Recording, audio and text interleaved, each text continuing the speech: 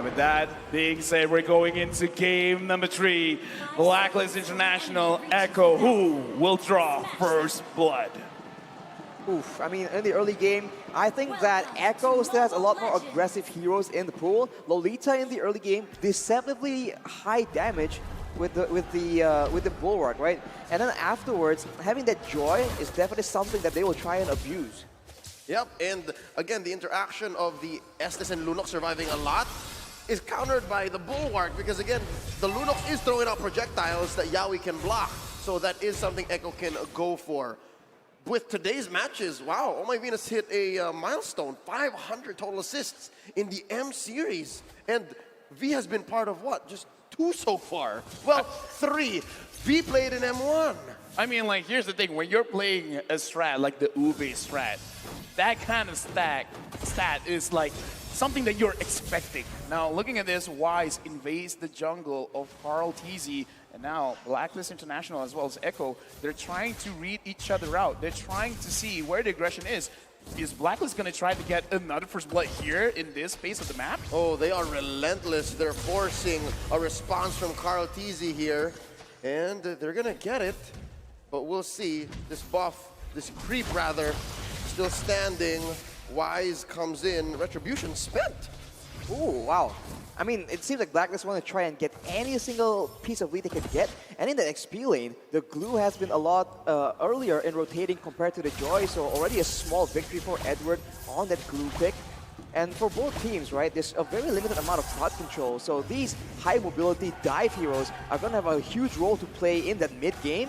But for now, for Benny at least, he is just focused on scaling because later on, this is the man that everyone is looking towards to try and just deal enough damage to melt through everything, including the Blessing of the Moon Goddess. You're right, the storms are brewing, but now in the Turtle Pit, Contizi with a massive pull. Here comes Sanford, Edward with a split. Who's he gonna jump down onto? And there's a Numenon Blast, helping Contizi secure the turtle. Down goes King Wise, Edward on the Carl TZ with the grab, forcing a Cult Altar from Sanji. Edward jumps off, Flicker as well. They retreat. Right now, Echo, they're starting the game strong. They're setting the tempo. But looking at Blacklist and trying to see the bigger picture, why they invade, because is it really worth it trying to get that small jungle creep? I kind of feel like it is partly to deny, but even if they don't get it, it's kind of okay because they just want to slow down the rotation coming in from Echo because look at the draft. Blacklist International, they kind of want to wait it out just a little bit. I think they're trying to make sure that they abuse the early game potential of a Lunox because deceptively, even though Lunox is a late game hero, the early game is just sustainable, good burst damage, and like this, good outplay potential as well to try and save you from sticky situations. And look at Yaoi though. Oh! Sidestep! Numenon Blast! And they put up the Bulwark, forcing an ult from Oh My Venus, but Ohem is gonna fall regardless with Sanford dashing on through the back line. Popping that ult, but it's an overkill. Echo now 1,000 ahead, 3 minutes in. I mean, they get OHEB though, so is it really an overkill? And Call Easy though, go for a solo play, gets Oh My Venus. Echo right now trying to get all the control possible in this early game. Oh, they put the pedal to the metal because look at Yaoi cutting behind this tier 1 turret. There's another fight. Here's Wise sandwiched by 3 members. Looking for some CC. That's Echo. Oh, they are in too deep. Wise down to a 5th of his health. Pop in the ult. Oh My Venus putting them all in shape. Oh. Now, there's Numenon Blast cancelled. Edward, the answer. Oh, Wise very low. There's a grab, and a pull. Another heal coming in. Edward taken down. Sanji gets the kill, and look at Sanford dashing on through the back line. This is dangerous. This is dangerous. Look at Haji. He's very low as well. Dashing on through using the darkness. And Carl TZ confirms a kill underneath tier 1. It's only 4 minutes in, and Echo's already 2K ahead. All right, Leo, I'm going to take over. You can like chill for a minute because that was a long fight. To put into perspective how long that fight was, 3 appraisals wrapped, 2 Numenon Blasts. You're counting. When you have ultimates just like resetting and using it again and again and again, I feel like even the minion creeps, they're like, excuse me, do I not exist to you? Am I a joke? Calm down, sir, calm down. Both teams on the mission trying to gain that control. But unfortunately for Blacklist, Echo are the ones controlling unless they can go for a play. But no, that's going to be the total secured. But Yaoi tries to go for a play. Unfortunately, it does not land. That is the limitations of a Lolita. False engage there, close call. Blacklist have been getting better in this 5-minute game so far at reading where Yawi will put it. But still, again, that's what, 2 sidestep aluminum blasts that the playmaker set. That's gonna be lethal if it gets him another time. But up top, Oheb gonna get caught here by the Shadow Stampede. And the Storm trumps the Filipino Sniper. Another one up top. But an ult from Oh My Venus puts Carl TZ in a compromised position. Here comes Wise with Divine Judgment onto Sanji. Shadow Stampede pulling King Wise in, securing the kill for Carl TZ. That's 2 up top. None for Blacklist. I mean, you can tell right now the crowd control, the engage tools available for Echo, there's just so many of them, and you can see a huge contrast from game number 2. Blacklist have no idea who's going to try and make the engage happen, and Echo is taking full advantage of it, trying to confuse Blacklist as much as possible. Okay, here's the thing. We want the explosiveness from Echo. They delivered. Looking at the items right now, but before that, Echo, are they thinking about engaging again? Nope, never mind. Arashi, looking at the items, is it okay for Blacklist to fight or not? Yeah, because looking at Beatrix, it doesn't look like that's the case.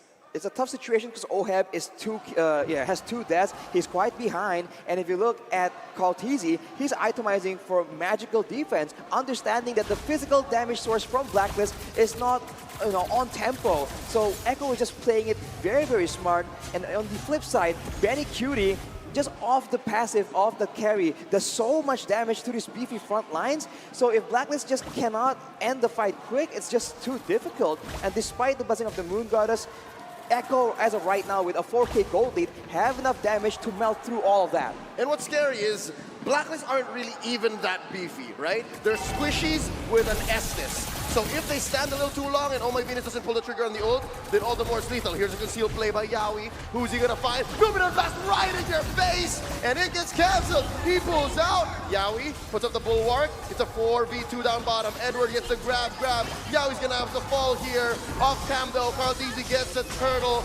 Sanji very low. Cold Altar already forced out. A lot of damage from Haji. Wise gets the kill. Finally, Carl TZ in the middle of all 5 members. Here comes Sanford. Can he get somebody redeem those first 2 deaths from Echo? Oh, he's still dancing, but there's way too much help from Blacklist. Wise takes down the young Sanford, and it's just Carl TZ and Sanji left. Benny Cutie a little busy in mid. Appraiser's Rat hitting 2. Knock up from Carl TZ, and now it's Carl TZ who's retreating, and he's very low. Can they get the kill? Edward shuts him down. Oh, but look at that. Benny Cutie goes ahead. Benny Cutie gets a double, takes down King Wise. There's the brilliance from Haji, Sanji, and Benny trying. There's a Numinum Blast from Yawi. Edward pushing him back, and that's a full disengage.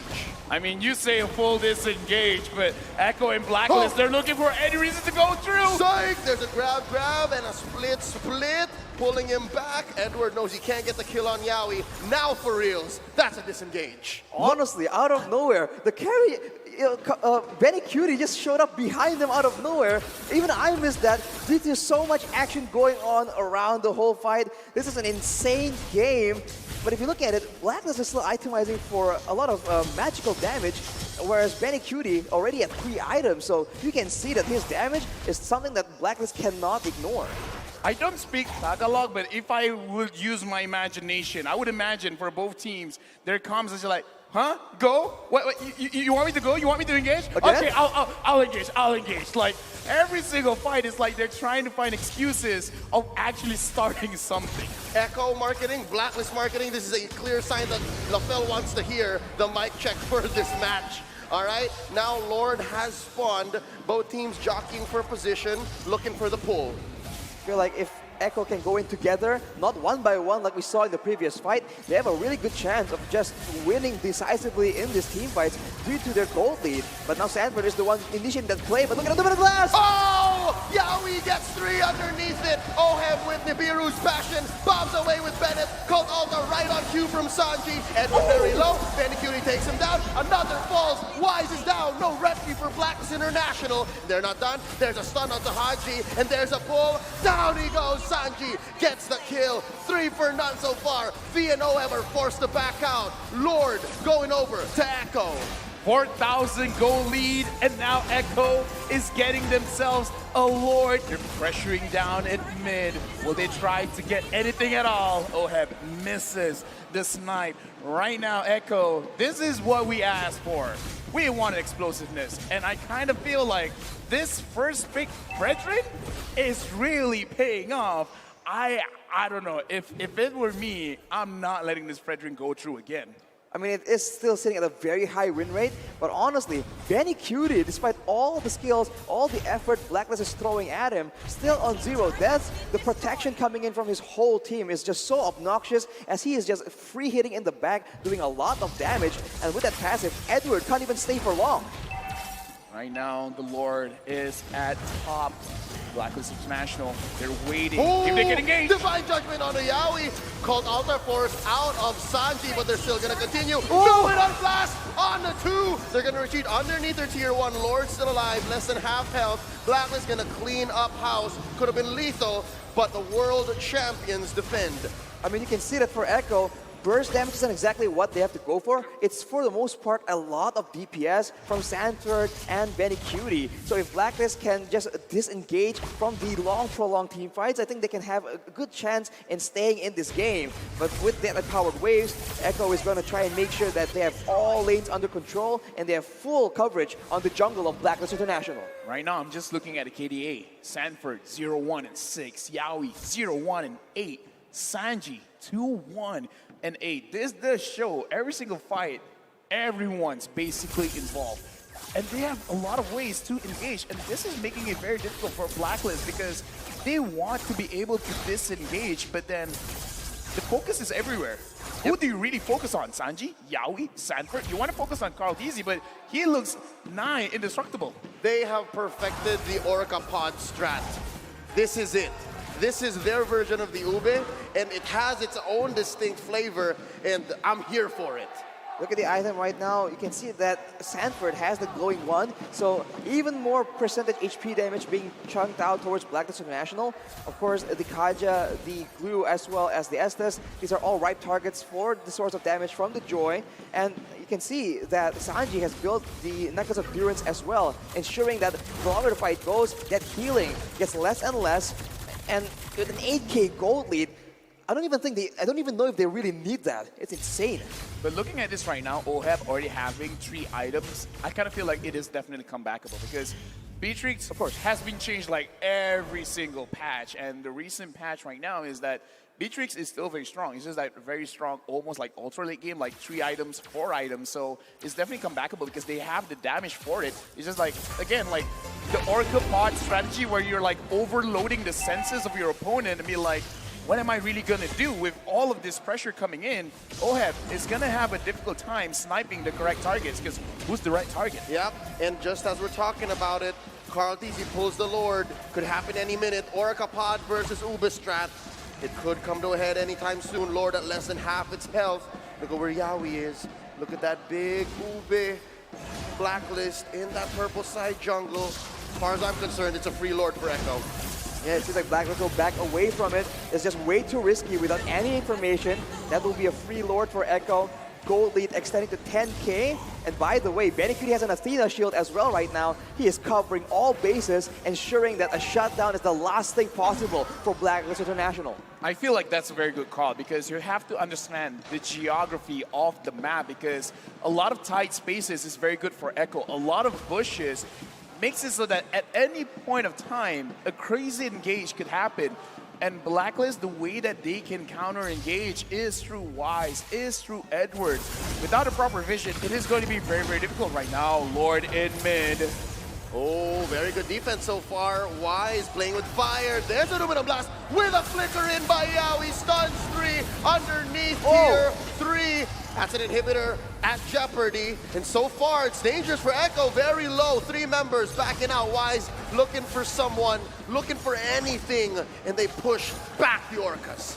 They went for an aggressive play, trying to just crack open the base of Blacklist International, but against a Beatrix, right? That's such a dangerous maneuver. The Dimmer's Passion just chunked through all their HP bars, and even Benny Cutie almost gets taken out, and fortunately, they were able to escape with their lives, but that is now something they know cannot be done. Exactly. 10,000 gold difference, and Blacklist almost killed 3 members. of Echo. If that doesn't scream comebackable, I don't know what is. So now it really is evident at 50 minutes in the game. Looking at the items, Blacklist have basically all the damage that they need. They just need to be able to catch Echo slipping. Exactly, with the lightning trojans finished from Haji as well, the squishier members at least from the side of Echo need to be very careful. And even if you're Carl TZ in the front, we know that Lunox does a lot of damage against tanks as well. So slowly but surely, Blacklist are getting the tools they require to possibly fight back against Echo in these neutral objectives. The question is, how long is it going to take? Because at a 10k gold lead, with the next Lord spawning in 50 seconds, I think it's going to be a bit of a do-or-die situation for both these teams. Yep, we're about a minute away from this Lord. It's going to be enhanced, but not evolved quite yet, so it will ram into turrets. Thinking about how they can make this comeback maybe all the more convincing, I'm waiting for the KDA machine to get that 5th item. I think that's what's needed here.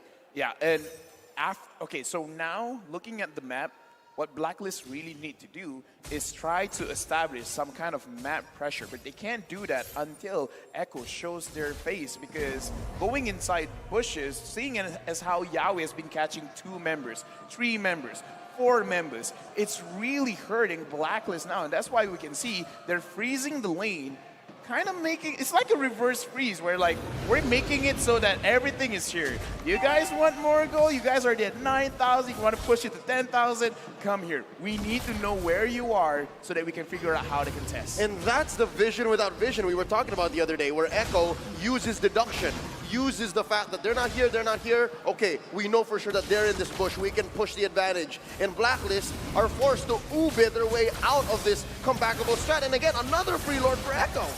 Free Lord for Echo. And honestly, I thought they were going to take over the whole jungle of Blacklist, but they just played a bit more calm and calculated. And you saw earlier, a Holy Crystal has been completed for Sanford, I believe. Yeah. And that's an even higher amount of burst damage that Blacklist need to contend with. And with the Lord here, there's a chance that Echo can crack open, can split apart this very cohesive unit that Blacklist International have. I gotta say, this is a very interesting strat, how they're turtling up here, Blacklist International. Like, people watching this, they might be like, oh, they're like giving up. It's like, no, they're not giving up. They're purposely setting up their own waves so that it's at their own favor. Exactly, it's a counter freeze. Because it was clear that Echo was freezing earlier to deny our utilities and resources, but now Blacklist are on the same page as well. That was a close call.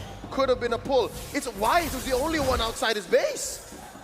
Alone in the jungle against multiple members of Echo, that's a dangerous spot to be playing around with. But maybe Blacklist are trying to use this as a bait. They can go for a big Divine Judgment here if Wise can spot an opportunity. Oh, that's already one inhibitor down in bot. Numinous Blast confirming the kill, giving it over to Benny Cutie. That's one massive ult away from Echo. How can Blacklist capitalize? They pop Yawi here. His immortality goes down. Top lane inhibitor goes down as well. Edward survives, but only just as Oh My Venus uses the ult to save Agent Zero. Now the base is in jeopardy. Will Echo force their way into Blacklist's base? They're waiting for a wave. Let's see if they can get this. Sanji blasted here by Haji and Ohem. In comes Sanford, going into the back line. Popping the Filipino sniper. The base gonna go down. Echo takes game 3. The pod of Orcas, again, overwhelming the senses of Blacklist International, giving them options, giving them pressure. What are you gonna do next? And looks like Blacklist International couldn't answer what Echo is pushing against them. Right now, match point 2-1 in this best of 5. If our opponents are prepared for our surprise attacks, let's give them so many attacks they have no idea which one to react to. That is the approach that Echo took in game number 3, and it paid off, man. We talked about having enough solo play potential